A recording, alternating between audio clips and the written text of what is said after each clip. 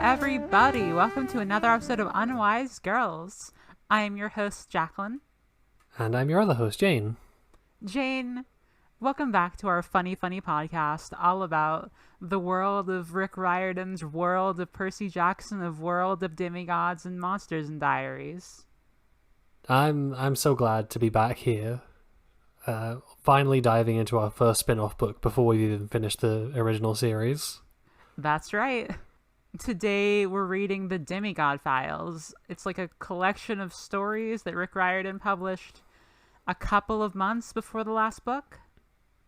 Mm-hmm. And it's got 3 short stories in it, some fun drawings, some cute mini games. It's got everything you would want.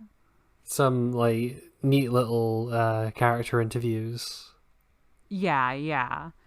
It's pretty, I mean, it's fine. As a book, I don't know. I think the short stories are the real heart of it. Absolutely. I think, not to give away my thoughts too early or anything. Uh-huh. But I think this book is mostly, fine TM. Mm-hmm. But I think Sword of Hades is kind of, worth the price of admission. I would say so. But let's start with the first story, I think. Yeah, so we're going to change up the format slightly this episode. Since we're talking about 3 distinct stories rather than interconnected chapters, we're just going to hit summary, discussion, summary, discussion, summary, discussion, and then fucking about and talking about all the odds and ends that are left in the book. That's right. So without any further ado, Percy Jackson and the Stolen Chariot. During class, Percy hears some bizarre noises coming from outside his school. Peeking out the window, he sees Clarisse fighting off a pack of monster birds. He makes his excuses and bails on class, running outside to help her fight the flock of feathery fiends, much to Clarisse's chagrin. After some coaxing, she explains that the birds were sent by her siblings, Phobos and Deimos, who have stolen Ares' chariot from her after she was told to take it out and return it as a test. They're his regular charioteers and don't like that Clarisse got to go, so they sabotaged her and stole the chariot. If Clarisse can't return it to the Temple of Ares, the aircraft carrier USS Intrepid, she'll be in deep trouble. At this point, Phobos, who looks like a ratty teenager, appears. Percy and Annabeth confront him about the chariot, and he responds by inflicting a nasty hallucination on Clarisse, making her see whatever her worst fears are. When he's done toying with her, he tells them that the chariot is across the water where all the little wild animals live, and vanishes. Clarisse explains to Percy that Phobos is the god of fear, and that Deimos is the god of terror. She also explains that it's not just the charioteer thing that's annoying them, they're also kind of being sexist jerks. The ritual of taking the chariot out and then returning it at sunset is usually reserved for sons of Ares, so they're bitter that Clarisse is getting a shot. They decide that Phobos must have been talking about Staten Island, which has a zoo, and hop on a ferry to go there. On the way, the ferry is attacked by Deimos, a huge guy covered in, ridges of scars, riding a giant sea serpent. Clarisse and Percy knock Deimos from his perch before bailing from the ferry and swimming to Staten Island themselves. They find the chariot attached to 4 flaming horses in the middle of the zoo. Of course, this is a trap, and Phobos and Deimos jump them as they try to get to the chariot. In the ensuing fight, Percy ends up in an aquarium with Phobos and the chariot.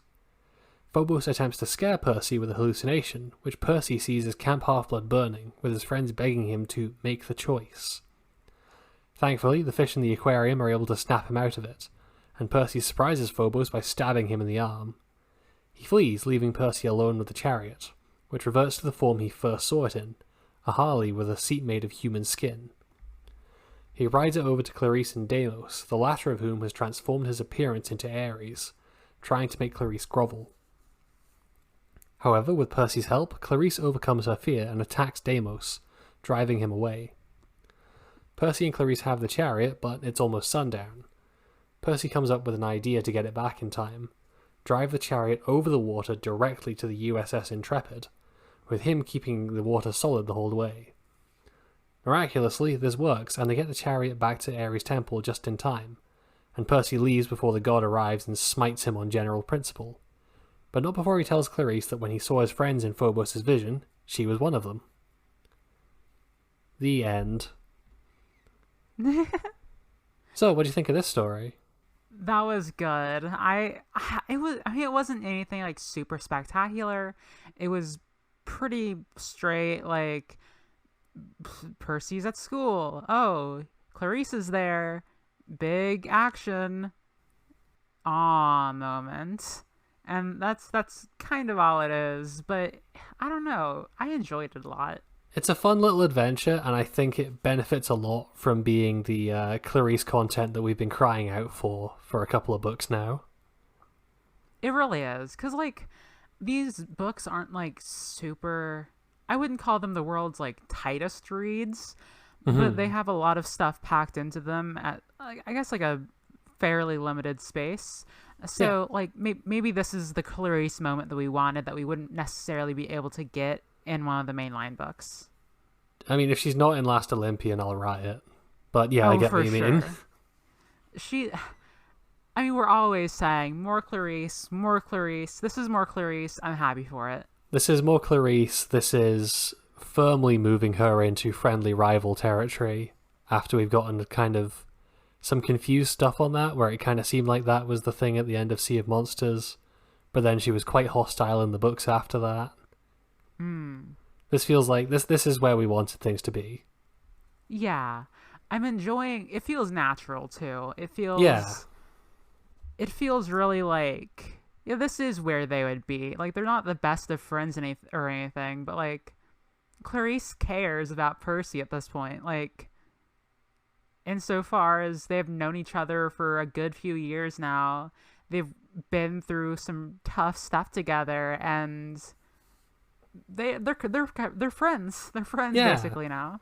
Or like, she wants to be friends. And I think what's interesting is that the part where Percy describes like who he sees in the dream, she's not explicitly stated as being there.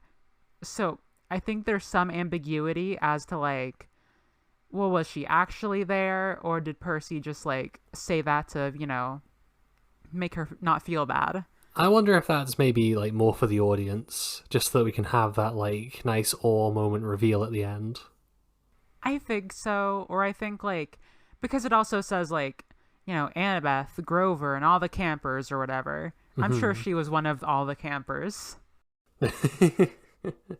Because they're not all Percy's friends. We've seen that with like what was discussed with like Castor, how Percy had never really gotten to know him. Yeah, there's obviously like a world of difference between that relationship and him and Clarisse. But it is like the fact that he wasn't like, no, you're smelly, you weren't in my dream. It's an evolution for sure. It's growth. Phobos and Deimos are like, they're fun villains. They're pretty fun. What's the draw of them to you? I like just the idea of they have like this one gimmick that they've really been relying on, and as soon as like you find a way to get around that even slightly, they're completely useless in a fight, and you can just beat the shit out of them. They do have a terrifying power, which is that they are the literal embodiments of fear and terror. And fear and terror, pretty effective strategies most of the time. Yeah. Would you believe it? But also, I guess it's a little bit of like a hashtag metaphor. Like, if you pierce through the fear and the terror of it all, really the problem isn't so hard after all. Yeah, I can definitely see that. I also think that like it does a good job of setting up a line that we haven't really had defined yet. Which is like the difference between a god and a godling. Right. They're clearly minor gods. Yeah, like they have some awesome powers, but they also have like very serious shortcomings in other areas. Whereas like to pick someone like Ares, he would not get beaten that easily at anything, even if it wasn't his area of expertise, No. Or even like, and this goes to a later chapter, gods versus minor gods. The power is just like not incomparable, but there is like a more well-rounded nature to them where they don't just like embody one thing and that's their whole thing. Like we kind of get some more terrifying things from the gods themselves, which Yeah, I mean, definitely. Phobos and Deimos also are gods, but it's not the same. They're not like the 12 Olympians. Listen, there's a reason that the planet is named Mars and the moons are named Phobos and Deimos. Yeah, basically. But yeah, Clarisse getting to like fight back against her asshole family. That's mwah. Yeah, I like that we're picking up on like that thread that was set up in Sea of Monsters, and we haven't really seen developed since. There hasn't been time for it, but also I think there's a point where like you can establish that this is an element of a character and not necessarily need to go into it further, especially if they're like a more supporting character. Yeah, I get that. Like Annabeth we're gonna hear that like, oh, she has a weird relationship with her family, and we're gonna take a few books to explore that. But with Clarisse, we're gonna get like a few paragraphs, maybe a chapter. A short story if she's lucky. Exactly. And I feel like this is a pretty lucky turn, even if it wasn't super special. I thought it was fun. It's definitely like, of the two kind of fun but unremarkable short stories in here, I definitely think this is the best one. I would say so. I think just because we're more attached to Clarisse as a character. Oh, absolutely. But like, if we were super into like Charles Beckendorf, yeah, exactly. Then the next one might hold more interest for us. Yeah, it's really strange to find that the ant arc is like the weakest portion, and yet somehow.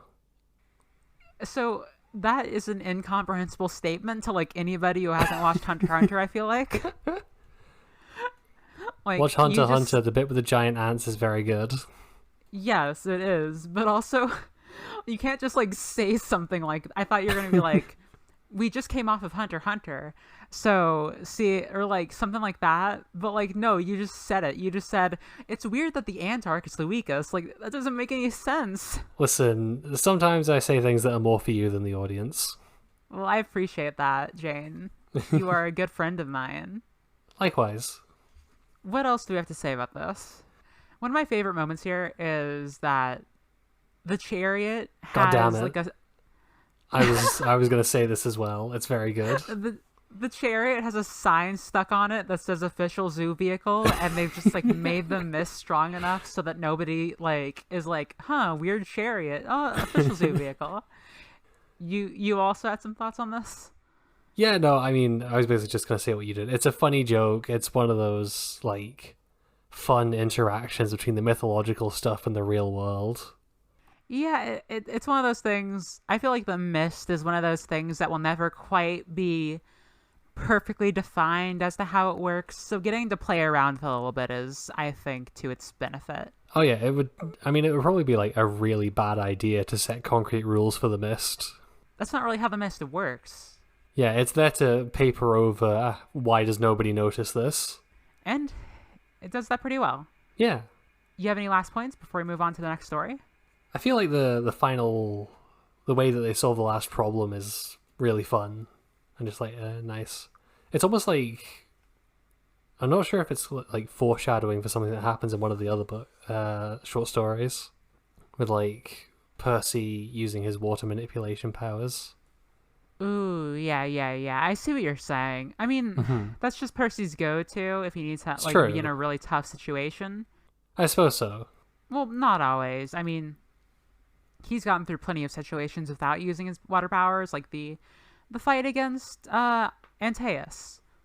I get what you're saying, though. Oh, I can't wait to talk about that moment. It's so good. But before that, Percy Jackson and the Chimera Ants. The second short story is Percy Jackson and the Bronze Dragon.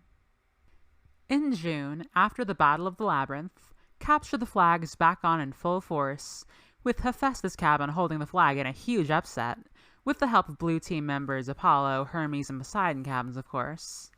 The Red Team, Ares, Athena, Aphrodite, Dionysus, and Demeter cabins are out for blood. After the promise of a gentle trouncing from Annabeth to Percy, Hephaestus counselor Charles Beckendorf tells him he should totally ask her on a date to the big 4th of July fireworks event. Though Beckendorf quickly gets distracted when his crush, Aphrodite counselor Silena Beauregard, walks by. During the game later on, Beckendorf and Percy see some giant ants carrying a bronze dragon head toward their hill. And while Percy gets caught by a surprise attack by Annabeth and Silena, Beckendorf runs for the head, saying it's a sign from Hephaestus, but gets captured by the ants. The other three launch a rescue op, reassembling the bronze dragon, which was once the camp's guardian before it went and got lost in the woods for years, after finding its body in a crater, presumably made also by Hephaestus. They chit-chat until it gets properly reattached, at which point they send it to cause problems for the ants, while they rescue Beckendorf from inside the anthill. However, the dragon's going a little wild since they didn't do all the proper calibrations, and they have to distract it while Beckendorf jumps on its back and shuts it down. Silena congratulates Charles on his bravery, but Annabeth pulls Percy into the trees, saying he was even braver. And then takes him prisoner, spurring an ambush so she can go capture the flag. Percy's left confused. Did she plan all of this just to win the game? But is even more confused when she asks him out to the fireworks. The end. What'd you think of that one, Jane? This one certainly is a story that exists. Yeah. I mean, I like it. I don't think there's anything wrong with it. It's fine. I think it's cute. I don't know. It's no Sea of Monsters. There's nothing horrifically offensive in these chapters. Exactly, yeah. These were, I don't know. I like this for what it gave us. It got us another Capture the Flag game, kind of. True. It showed us some, like, different sides of the camp politicking, how it's not always the same cabins working together. Yeah, you know, that's something I hadn't even considered, but it is cool to see how it kind of shifts around if someone does an upset and manages to get a flag who's not supposed to. Mm-hmm. I think that's a really good premise. And I like that we get some more exploration of, like, who Charles Beckendorf is. Yeah, Beckendorf has been, like, definitely one of the more sidey side characters. Mm-hmm. Maybe that's, like, the point of all these stories, is we're getting, like, expansion on characters who maybe haven't had a lot, who have been in the books but haven't had a lot of play. I could see that for sure. I think this does a good job of expanding Beckendorf, maybe not as much Silena, though. So, one of the, like, criticisms I have seen, like, floating around of the Percy Jackson series, which I'm like, I can kind of see where it's coming from, but I don't completely agree with it, is that it's kind of weird towards girls who act in a feminine way. Yeah, I can see that, I think. Yeah, I think this is definitely, like, the most blatant it's been. Okay, what do you mean by that, I guess? I mean, just like the description of Silena Beauregard as, like, what is it, like Battlefield Barbie or something, because she's wearing, like, all fashionable pink camo armor or something. Yeah, I get what you're saying, I think. I feel like that's more like the Aphrodite cabin specifically is kind of treated weird in that way. Yeah, that makes sense. I don't think it's a J.K. Rowling problem. Oh, absolutely not. It's a very, like, people make very similar criticisms, and very rightfully, of, like, if you're too hot in Harry Potter, you're evil. Yeah, you have to be, like, an 8 who, with, after, like, a bath and some makeup, scrubs up to a 10. That's, like, where you are. Otherwise, you are either ugly, evil, and stupid, or pretty, evil, and stupid. Basically. I don't think this is remotely similar in that way. I think, absolutely like, not. what we get with Aphrodite Cabin is, like, they're the funny Aphrodite kids. All they care about is, you know, their hair, makeup, you know, looking pretty. And it's not just the girls either. Like, it's everyone in Aphrodite Cabin. Yeah, I don't remember, was it actually in this story? Where there was a comment about, like, oh, there was a fight in Aphrodite Cabin and it was just people throwing, like, Gucci handbags and lipstick and stuff around. And my personal headcanon is because it wasn't specified whose it was, they all wear that. I mean, they certainly almost do. Mm-hmm. They're all, like, makeup YouTube influencers. And I think that's less of a... I mean, so far, because, like, I can't necessarily think of any other examples other than, like, the Aphrodite Cabin stuff. I would say so far it's more of a problem not even a problem necessarily, because Aphrodite kids are so bit, like they're, Yeah. you know what I mean? That they're just kind of those caricatures.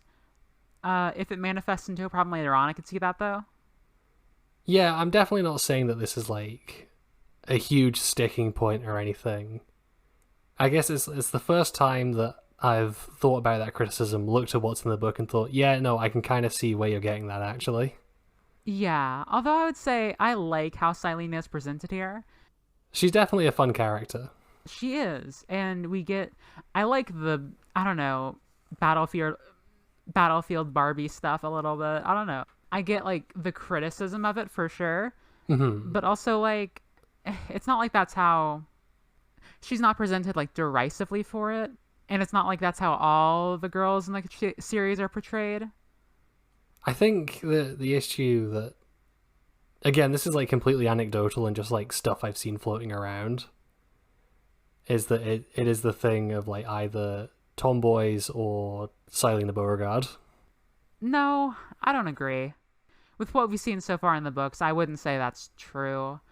Annabeth, I wouldn't describe her as a tomboy necessarily. Nor Thalia, nor a lot of the characters. I don't know. Maybe I don't know. Maybe I'm the weirdo here. Maybe I'm not seeing it. But I think I'm the weirdo because I keep like bringing up and arguing for this position that I don't even fully hold myself. You looked at the subreddit once and it broke your brain. I think it was a YouTube comment actually, which I think that's worse. That is worse. I don't know. The ant stuff is nothing. The ants could be literally anything. Yeah, I mean, they're kind of cool. Like, it's cool to know that the forest is super dangerous in that way, other than, like, how it's already been presented.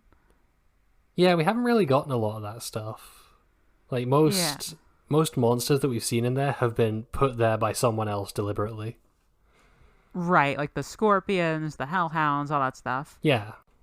So just to know, like, oh, this is definitely a place that's completely full of deadly monsters. Yeah, I like that. I like that. It's full of monsters. It's so big that you can lose the monster hive and also a dragon.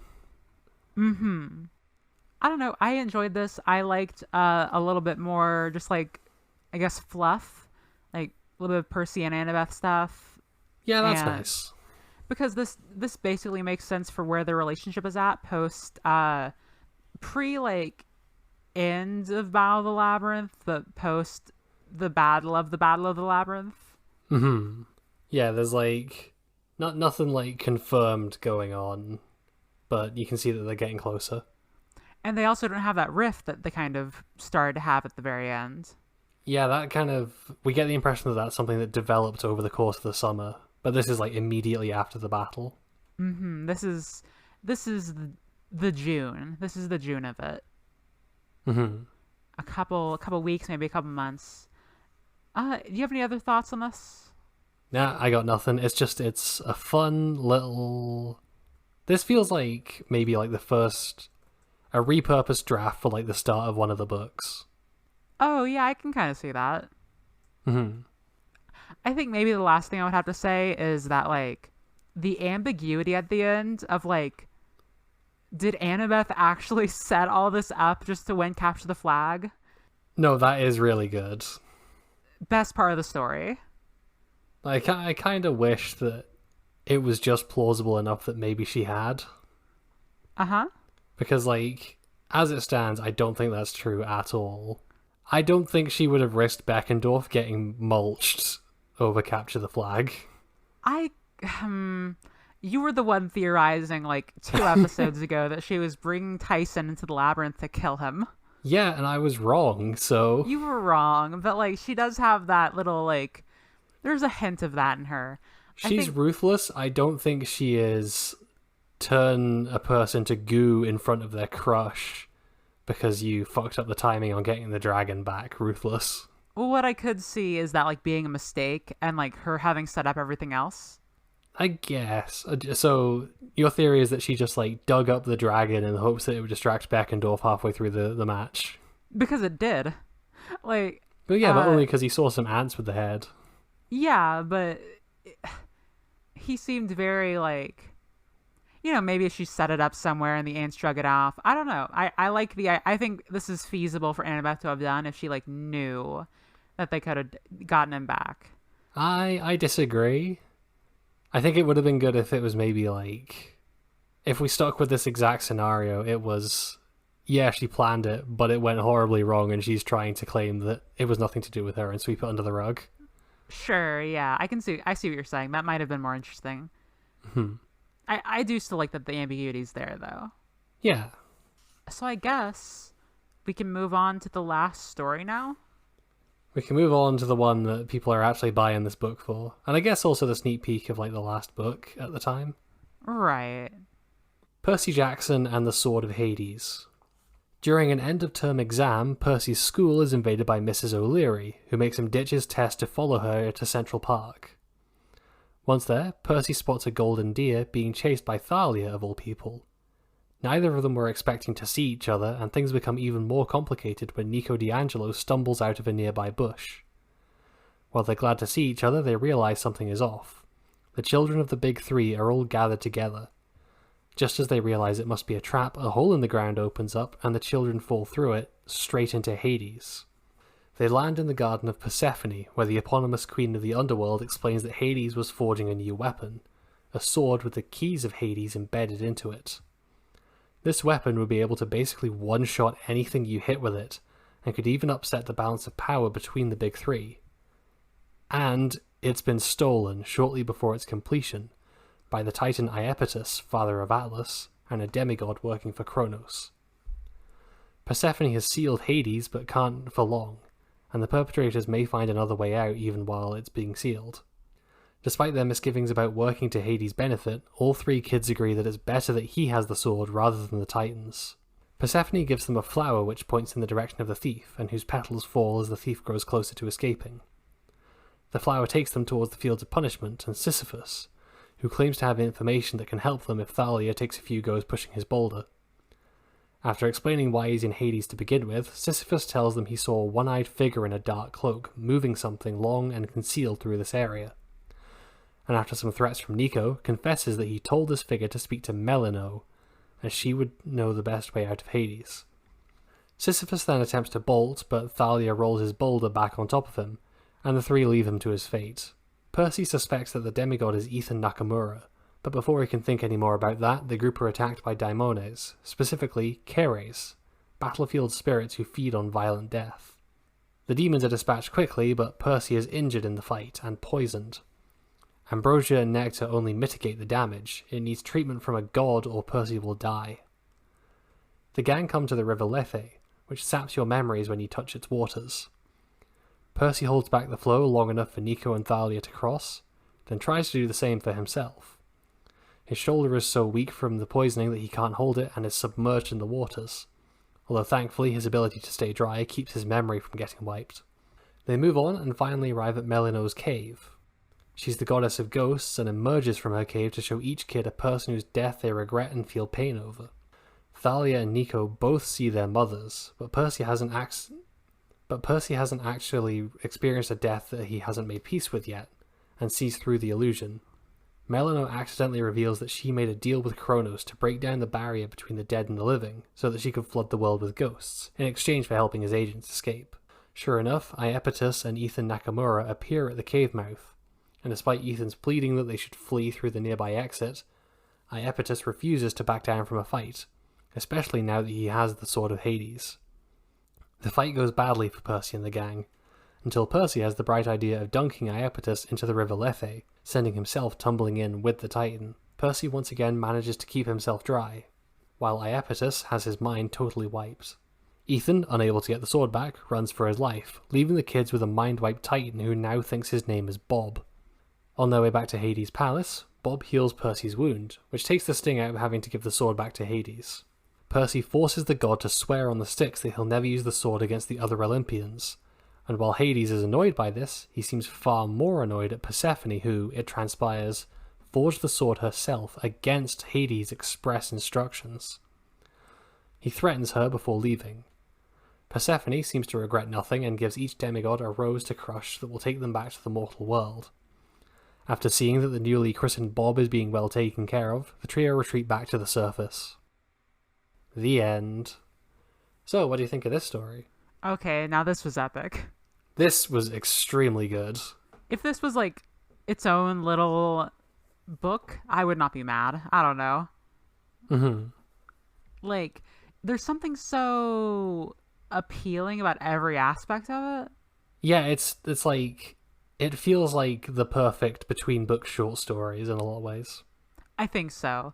It's got fan service, like all the big three kids unite and go on a big underground adventure in Hades, and oh look, Persephone is there, and this kid, a new Titan is there. It's very much like that. Oh, definitely. But I also think like it has the stakes set at exactly the right level, because if you're reading like a short story ahead of a major release where the premise is like, oh, they need to save the world from being blown up, you are not going to believe that for a second, because it's like they're not going to do that before the next book in a short story that not everyone will read. But just having like a powerful sword that the Titans might get is like, it's a really good idea for something that is definitely a problem and could conceivably happen in a little short story. If like next book a Titan had showed up, or like a villain had showed up and had this really cool sword that killed you instantly and could raise the dead, I would not be like, I feel like I'm missing something here. Yeah, like 3 lines of exposition from another character could cover the circumstances of how they got it. Yeah, or like even none of it. It would just be a villain with a cool weapon. You know what I mean? Yeah. But the fact that this does exist, and it just has this great little mini structure. One of the things that I like the most in here is Persephone. Yeah, definitely. Persephone is terrifying. She is absolutely pants-shittingly terrifying, and also, thankfully, nothing like the movie version. Oh god. I started reading the short story and I saw that Persephone was here, and I was like, oh no, is this gonna be like, she's like, what was it in the movie? Was she cucking him or something? Yeah, I think banged Grover. Grover, right. Yeah. Why did we watch that movie? Because Rick Riordan made the mistake of selling the rights to 20th Century Fox, and we made him pay for it. It's true. I'm sorry, Rick. I'm sorry to us. Nobody's come out ahead in this scenario. Mm-hmm. There's this, like, she's so... I think people think Persephone very, like, positively in general. Yeah, she seems quite sympathetic. Especially because a lot of, like, modern portrayals of her are very, like in Hades Town, she's not necessarily good, but she is like, hey, Hades, maybe it's like this guy came down here all the way from the top, and he seems to just like want his GF back. Maybe it would be good to like not put a binding contract on him. And like in Hades' game, Persephone is just like, ooh woo soft mother. Wait. I thought we were talking about that. What's Hades Town? Oh, you don't know Hades Town? No? What are you talking about? Oh, we gotta do a bonus episode on Hades Town. Oh my god. Oh, no. Yes, it's so good. It's an album from like 2010 about basically like, it's telling the story of Orpheus and Eurydice, but like... Right, okay. Through the lens of like, what if dying was going to work in like a company town run by the ruthless like capitalist Hades? Christ. It's really good. It sounds like something. Yeah, it does. It sounds really good is what it sounds like. There was a musical recently, I think, that came out. I haven't seen it. I'm too afraid of it ruining the album for me, but we should listen to the album for like a bonus episode or something. I'm sorry, but I hate music. Yeah, but I don't care. I'm just kidding. I care. Damn, you got me on that one. I care. I promise. But yeah, like in Hades, the game, like she is just Zagreus' cool mom. Well, yeah, and seeing her more like we see all of the gods, especially like the chthonic gods, and I guess like spelling out the difference of like this is what she's like down here, and she would probably be a lot more lively up top. Is I don't know, it makes for really cool character building, I guess. It's kind of weird if you think back to Lightning Thief, where Percy's like, man, Hades is pissed at us. Sure would be nice if Persephone was down here. I'm sure that she would help to calm him down a bit. Apparently not. Yeah, I don't know. Persephone's just kind of terrifying. Like, there's the description of her makes her sound like a dead flower, basically. Yeah, she's very, like, gaunt. And, like, her face is, like, cracking, I think it's described at one point. Mm-hmm. It's good stuff. I feel like this almost goes back to, like, what we talked about in the last few episodes about, like, very interesting, like, god writing. Yeah, the descriptions have definitely been, like... I mean, Phobos and Deimos were kind of nothing, but that's because they're nothing characters. Mm-hmm. For the actual Olympians, we've been getting some good character designs. Yeah, On the page, anyway. Yeah, we'll see. We'll talk about that. We'll get to it. There's this part where, like, Percy looks at her, and it's like, he, like, says, like, the wrong thing. He's too disrespectful. And she, like, throws him a glance, and it's like, cold flowers are blooming in my stomach. And that's, like, such a, like... Yeah. That's good shit. What else stood out to you about this story? I mean, it's got a really nice self-contained setup and payoff near the end. Mm-hmm. With, like, the River Lethe stuff. Oh, for sure. Like, that's just... It's such a clever way to get rid of an Olympian, or, like, an Olympian-level creature. A Titan, yeah. Yeah. It's just, well, you can't get the super powerful sword, but you can just dump his head in this river and he will forget literally everything. It's kind of horrifying. It's a little bit of a terrible thing to do. It kind of goes to, like, what Calypso was saying in the last book. Like, are the Titans, like, inherently evil?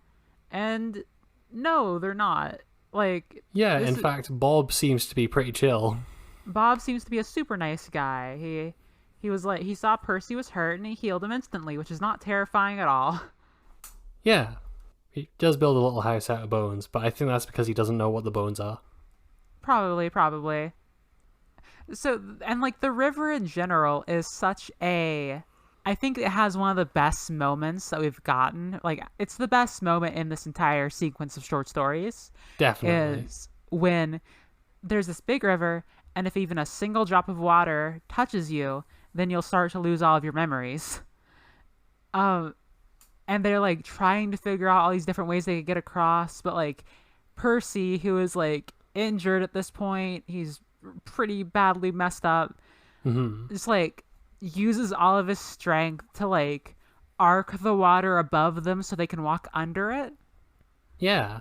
And he, like, has to, like, keep himself dry within it but it's like, oh, it's really, like, good tension.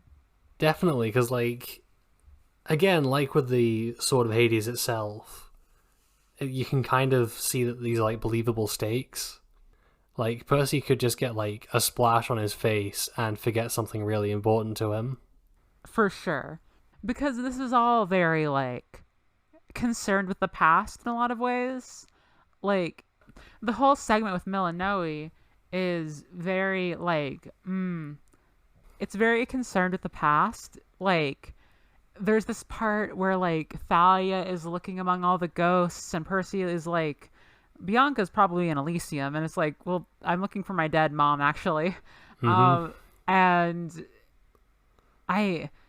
that's, like, really good, and the fact that Nico doesn't even say, like, we should, like, try and revive Bianca, and he doesn't even say, like, I want to go look for her, I think that shows a lot of, like, where he's at.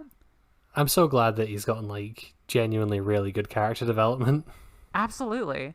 It would have been so easy and such a, like, easy pull, like, oh, Remember, Nico has a sister he's sad about, but like he's listening to his sister. She was like, "Hey, I need you to move on, or not move on, but like I need you to stop doing this because it's hurting me. Please stop being evil." Please stop being an evil, fucked up boy. And he's not. He's like an anti-hero now. He's like Yeah, he's edgy. just kind of edgy. He's just edgy and cool. I do find it like kind of weird that in the like final confrontation with Melanoe, it kind of seems like the way to defeat her is to not have a dead mom. I mean, yeah. This isn't like a judgment on the book or anything. That's just kind of No. how it panned out, and it's weird. It's funny. Percy like doesn't have any super significant deaths around him in that specific way. Like, she couldn't have called on to like Bianca because that's already been dealt with. Yeah, Bianca's ghost came back and forgave him. It couldn't have been Zoe because Percy knows that she's, in the stars forever now. Yeah. It couldn't have been, I don't know. Couldn't have been Castor because he didn't give a shit about Castor. Couldn't have been Lee Fletcher because who cares again? I mean, not who cares, but just like...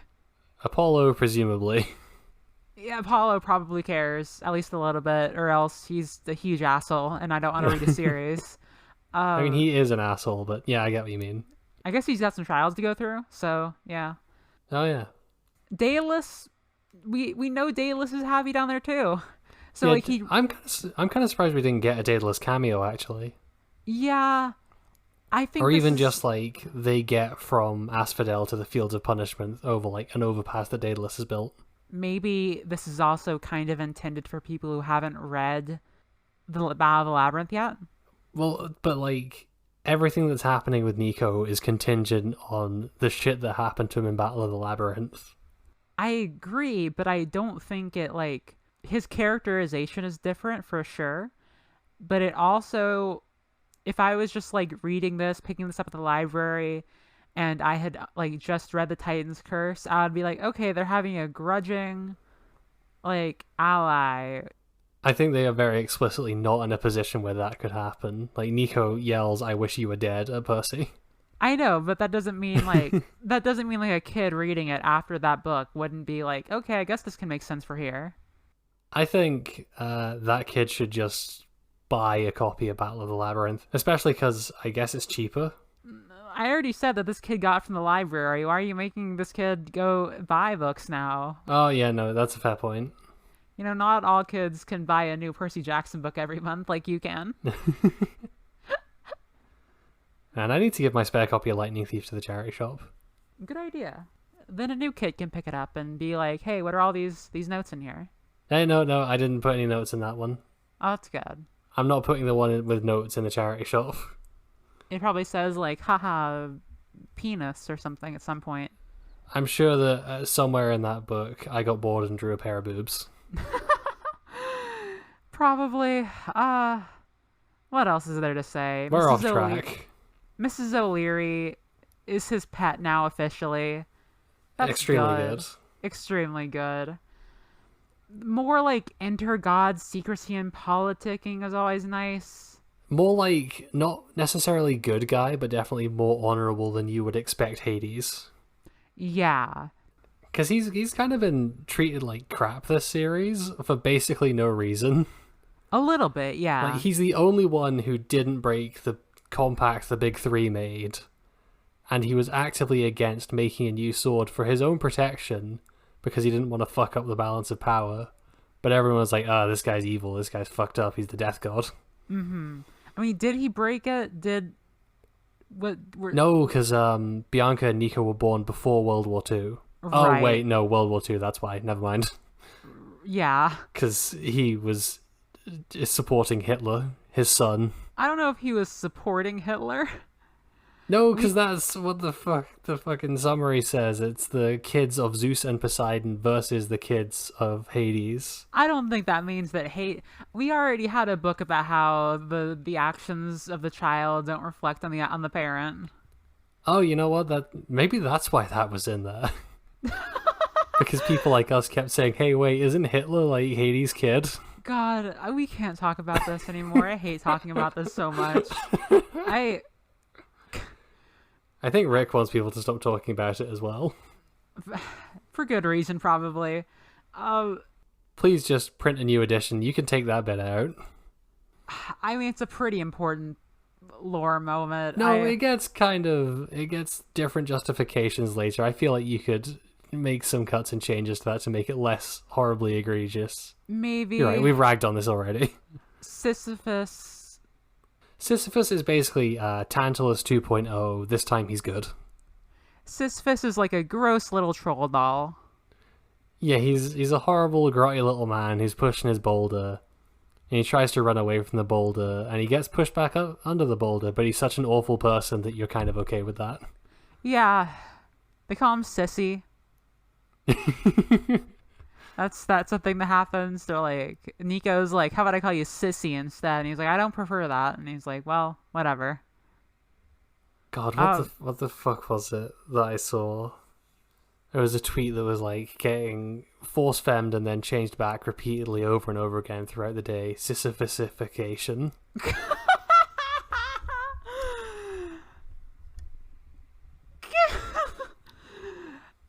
It's a really good tweet. It is. Ethan Nakamura's here? He certainly is here. He doesn't really do anything. No, not really. It's kind of made to be like, oh, what's the big mystery? And it's like, oh, is Ethan Nakamura here? And it's like, oh, maybe that's a red herring. But no, Ethan Nakamura's here. He's just here to tug on Iapetus's shoulder and say, hey, we should not do this stupid thing. So then Iapetus can say, no, I'm going to do this stupid thing. I guess it shows that, like, hey, this character we saw last book he's still got some, like, thoughts going on there. But remember, we can't put Daedalus in case a kid just picks this up from the library. You know, Jane, don't make me try to think before I have an argument. You can't make me try and have foresight. It's true. He's kind of a nothing character. I guess we just kind of need a new, like, person who does errand work. Yeah, exactly. New person who does errand work for the Titans now that Luke is fucking dead. I guess so, yeah. Maybe next book we'll get some like better Ethan Nakamura stuff. I was fine with what we got last book, but I want him expanded more. I want him to be more of a character. Yeah. I mean, this story also kind of makes me think there is another missed opportunity in the second one. What's that?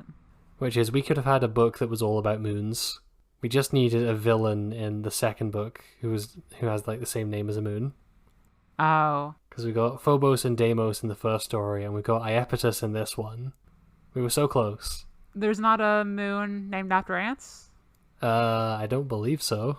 We'll have to check on that later. Maybe I'll have to eat my words on this one. My thought was that this is just like Heaven Will Be Mine. Is it? Iapetus is there.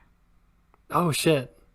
You know, I was reading this and I was thinking, I've heard Jacqueline say the word Iapetus a lot before, but he's never shown up in this series, right? Where do I remember that from? It was from Heaven Will Be Mine. Thank you for filling in that blank in my brain. Everyone go play Heaven Will Be Mine. It's a really good game. It's very good. Yeah. Jane still hasn't finished it, but she knows it's really good.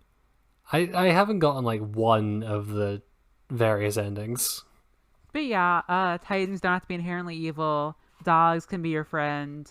The big three kids can all go hang out and have an adventure together, and that'll be an awesome moment for all the fans to remember. And at the end of the book, you can just have some nice setup suspense and a burger. Have some burgers. You know what? I feel like actually this story would have been quite frustrating if you were like waiting on book 5. Because at the end, Nico just restates the cliffhanger from the end of Battle of the Labyrinth with no further development on that plotline. I guess when did Battle of the Labyrinth come out? That was 2008? I don't have my copies of any of the mainline books on me to check the dates in the front. Yeah, this was a little under a year afterwards, so I could see like, I needed a little bit of a refresher on that. Yeah, I guess so. It came out like a couple months before The Last Olympian. Any other big thoughts on the Sword of Hades before we move on? I don't think so. Just a really fun, solid story with a lot of good setup for the next one. Agreed. So I guess it's time to talk about the miscellaneous stuff. Yeah, there's some fun little side activities in this book. Yeah, we got a crossword puzzle. Actually, I don't know. I don't know why I was giving you so much shit for saying that maybe someone would pick this up at the library. Because you got a library copy, and the copy that I've gotten has quite clearly been stolen from a library and then sold on the internet. Because it's got all the stamps in the front. I see. Yeah.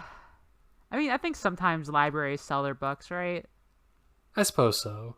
I mean, I guess if this had been stolen from a library, maybe the puzzles would have been filled in, but they're not. Let's start by talking about the interviews, I guess. Yeah, the interviews are fun. The Stoll brothers are just Fred and George. Oh, fuck. Oh, why did you have to say that? Well, I said it the first time they appeared, and you were like, no, that's not true. We don't know enough about them yet. They're not, like, that evil. They're just Fred and George. Okay, but they're like good universe Fred and George.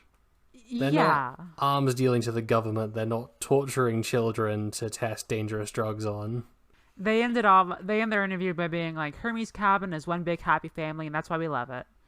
But I think this is where the thing about Aphrodite Cabin having that big fight was. Yes, they do the To the Fairest that I had to explain to you like 10 episodes ago.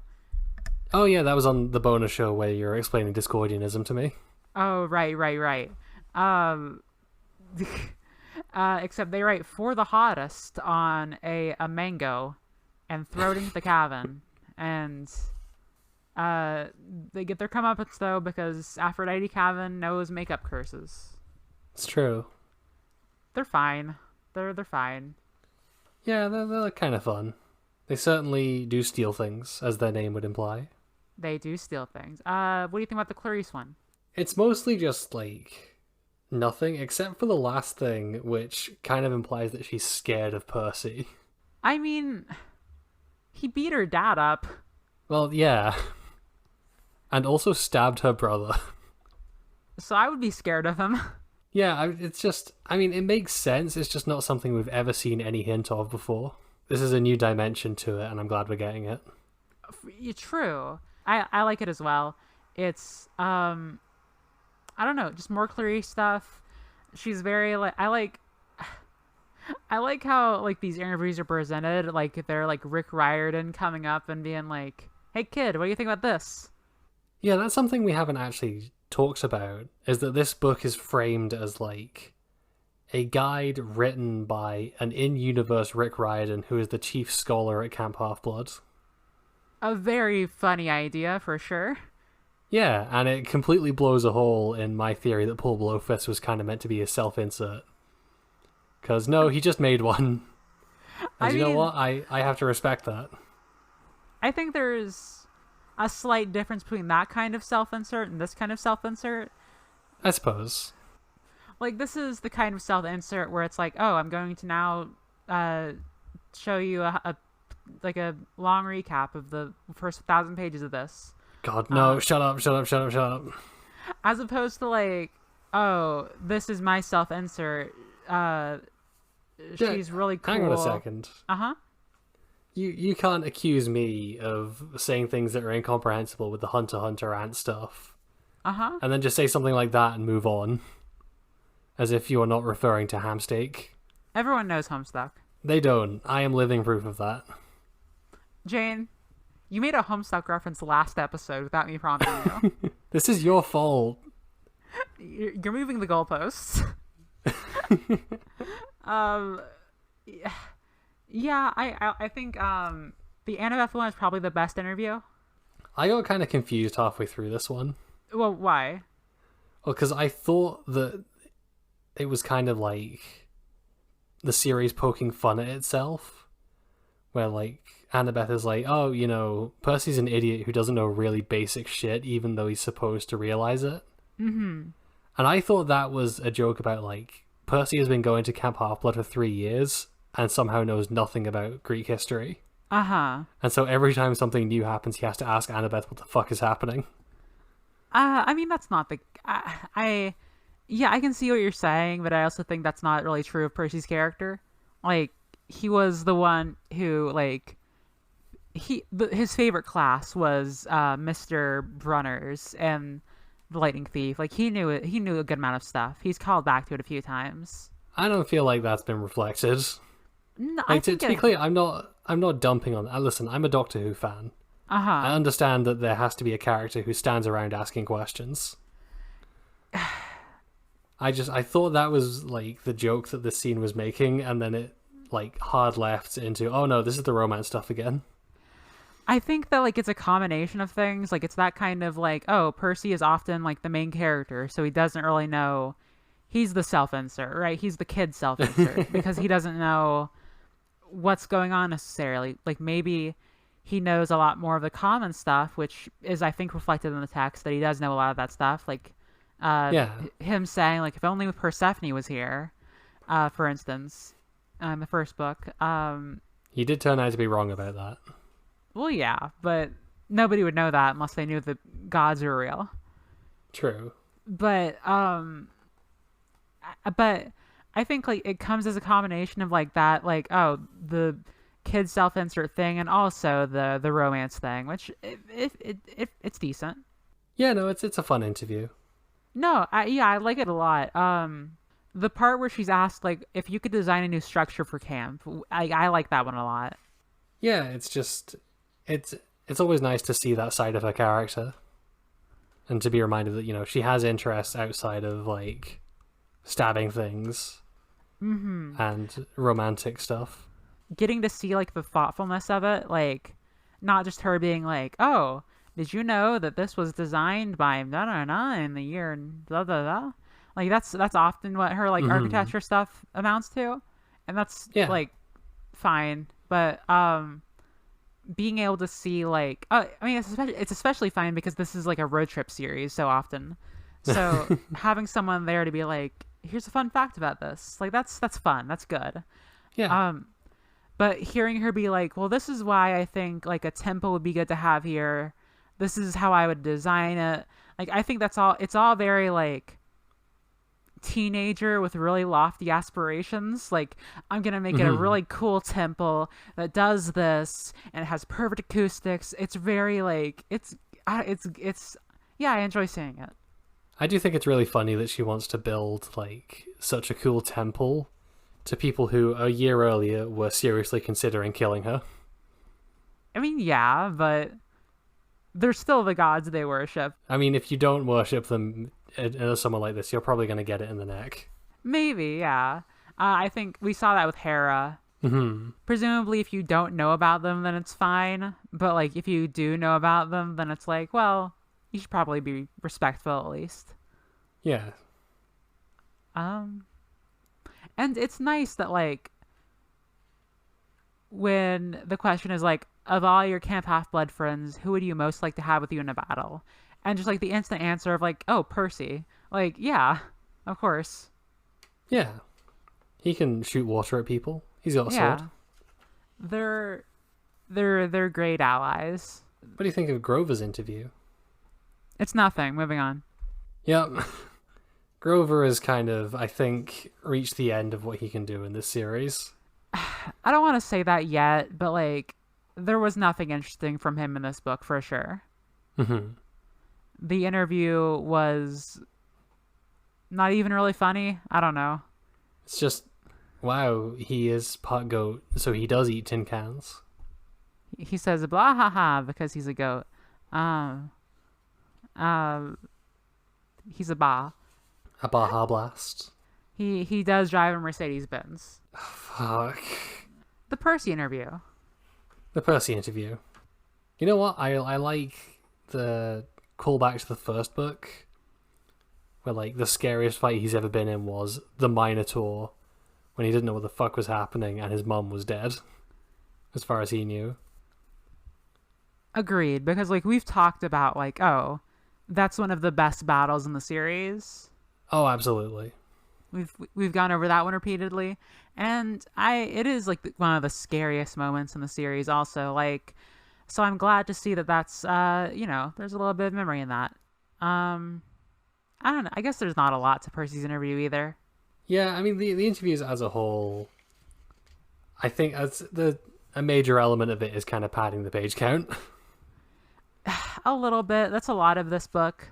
Like there's a nice little section where it's like, what if you're the new kid? What should you do? And that's nice, I think let's go on to the rest of the stuff now. Yeah, there's not a lot left to cover. We see Annabeth's trunk, a picture of Annabeth's trunk. It's pretty boring. It certainly is stuff that has been described in the books, and also a teddy bear. A teddy bear. That part's cute. Yeah, I like that it says "Don't tell anyone." Don't tell anyone. The map of camp is kind of basic and doesn't tell us anything we didn't already kind of know. Kinda. I mean, it's nice to get like a better picture of it. Like, oh, I didn't think that like the lake and the river were connected in that way. That kind of thing. Like, Jacqueline, that's what a lake is. You know what I mean? Like, I didn't realize it was like splitting the camp in two, essentially. Mm-hmm. Yeah, no, I can see that. And I think the scale of it, like maybe it's not like accurate scale, but like the cabins are in a very like not the place that I would expect them to be, I guess. Like, wait, how do they get from like Half-Foot Hill to the cabins? I've been thinking about this. There's no bridge. Well, there's not a bridge in this, so I'm like, do they just have to swim across the river? Is that it? Do they just have like boats? That'd be kind of cool. That would be cool. Maybe there's like a little ferry over the lake. Maybe there's like a small section that we don't see, or like, I don't know, but like the whole like half of the camp is partitioned off, and I think that's it's cool to get a better picture. It's not necessary, but it's like, oh, maybe we want a map, I think the only thing left to cover is the worst, most inexplicable part of this book on many levels. The files, the titular files. This is a series of it's all the like I guess biggest characters in the series, kind of. I guess. Kind of. We get Zeus, Poseidon, and Athena. We got Ares, Percy, Annabeth, Grover, Chiron. And we get some little information blurbs about them that we already know all that, but it's fine. Yeah. We get some portraits. Whew, boy, these are when I looked on the Percy Jackson subreddit a little while ago, because you are intent at every minute to make me sad. No, this is the same one that I told you about last time, where I found the stone toss meme. Got you. I saw a post that was like, oh yeah, the art that the person, there's some art on that subreddit that's used for the side and everything. Yes. And someone was saying that basically saved the fandom. And I did not believe that post until I saw these. These are little... It's hard to talk about visual stuff in a podcast. There are some really bad portraits. Zeus looks like Dumbledore. I put a couple of them up on the Twitter if you want to go and have a peek for yourself. Yeah, put them up on the Twitter. Poseidon is the creepy uncle. He's a creepy uncle. He's reclining with a weapon and also a Mai Tai. To me, Zeus's beard is too big, and Poseidon's beard is too small. Yeah, Poseidon should be way more chilled out looking. Yeah. And Zeus, I think even in the books he's described as having a very close cropped beard, because he looks like a powerful businessman. Mm-hmm. As His opposed hair's to normal Zeus, but wearing a suit. He's a little too unruly. Athena is fine. Athena's head is at a weird angle. Her shoulders are kind of tilted, so it's okay, I can see that. But she's looking from behind instead of getting a full I guess I'm not sure what the right terms are. It looks like her head is at a 90-degree angle on completely twisted round. Kind of, yeah. And it's I don't know why they chose that specific angle for her. Yeah, it doesn't seem particularly related to her character or anything. I guess she's kind of tricky, sneaky. A little. The Ares one is like the most boring possible interpretation of what we know Ares to be. Ares looks like fucking Duke Nukem. He looks like the Terminator. It's like, oh, he's got red eyes. Okay, cool. Like, I was gushing about how cool the Ares design was, like, I think last episode. Probably. And this is certainly a completely literal interpretation of that in the worst possible way. He just looks so boring. He looks like he looks like an asshole, so like that part of it works, right? I guess. But other than that, it's just like nothing. And then there's Percy. He looks 8. He looks kind of 8. I mean, this is maybe like 11 or 12-year-old him at the beginning of the series, you know? I suppose. So I can see that. Sword's the wrong fucking color. His sword, yeah. It's certainly not a bronze sword. It's, I don't know. I don't like how he's looking at me. Or Annabeth. Annabeth's weird too. Annabeth is very weird. I don't know what it is about this style, but it does not sit right with me, especially in Annabeth's portrait.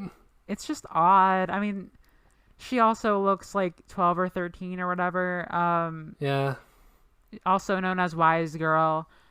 Shout outs, podcast Unwise Girls. The best Percy Jackson podcast. Yeah. Grover. Continues to be nothing. He just looks so bland. I don't know. The bell, the collar continues to confuse me. He's wearing cowbell. Do goats wear bells? Is that a thing? Maybe, but it's a cowbell. Yeah. And then Chiron. Chiron, I messaged Jacqueline about this. Where I feel like this portrait has vindicated everything I said about him in like the first few episodes. This is not what I want. Yeah. Chiron is rocking a neck beard. He is. He looks like an Amish gamer. It's just bad. It's incredible that he can look like both of those things at once, and yet, you're right, he does. I kind of like the haircut. Like, I like he looks like a history teacher, you know what I mean? With the haircut. I guess. But I think with the beard just throws it off for me. Just give him the full beard, for God's sake. Yeah. Or, like, no beard, even. I don't know if he's described as having a beard in the series, but, like... I think he's definitely described as having a beard, which is why Pierce Brosnan has, like, the weird fake beard in the movie. Right, yeah. But, like, I feel like he would look better without the beard. Like, in this piece of art. And not to, like, disrespect the artist, because, like, these are all good... This is all good art, but it's just, I'm sure a lot of work went into these. Yeah, and it's not, like, bad. It's also just, like, extremely, like, clashes with all of my image of Percy Jackson, I guess. Yeah, for sure. We could go in right now and, like, talk about the new, like, official, like, portraits or whatever. The much better ones, you mean? Yeah. I feel like we've been going for a while, though. Yeah, we've gone pretty long, which I guess makes sense, because this is the first episode we've done covering an entire book. That is true. Small as that book may be. Yeah. Thank you, everyone. Thank you, everyone. Should we go to our segment? Yeah, this is time for a segment.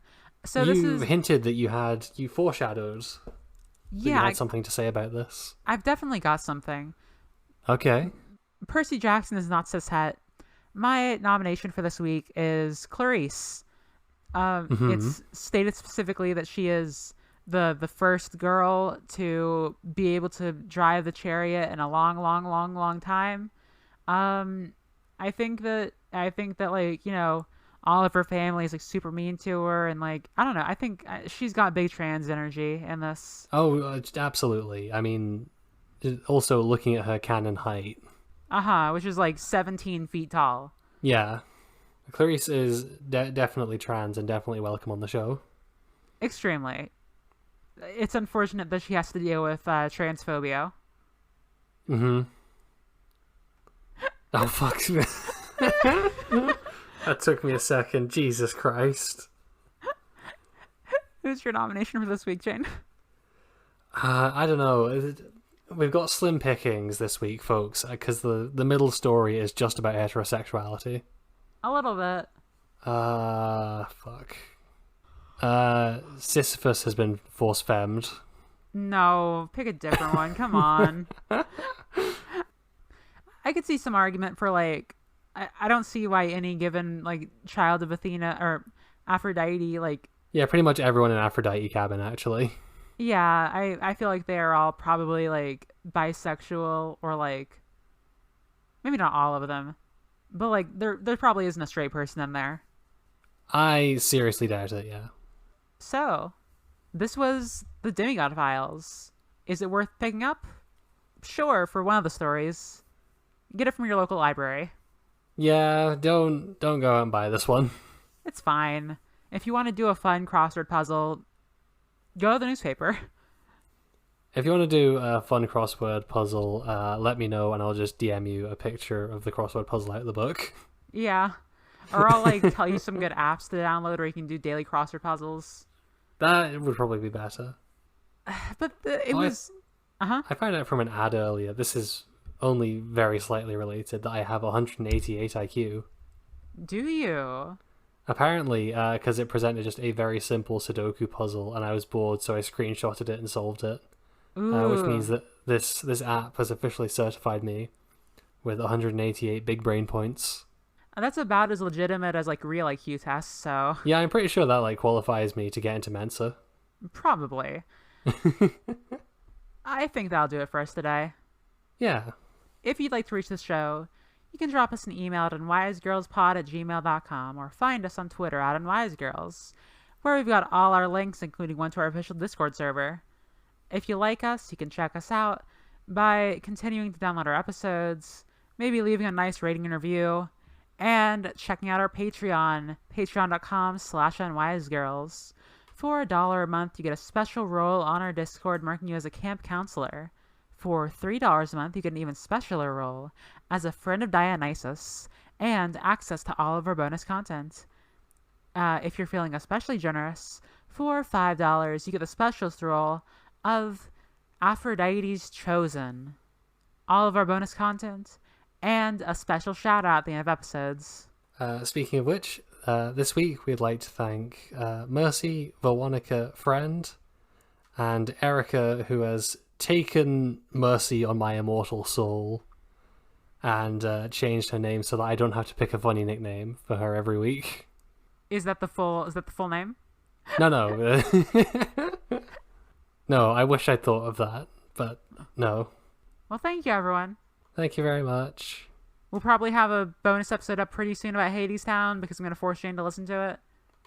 Yep. Even though she hates music. I do. But for now, as we say at the end of every single episode... See you next week, Camp Half-Blood. See you next week, Camp Half-Blood. Bye-bye. Bye.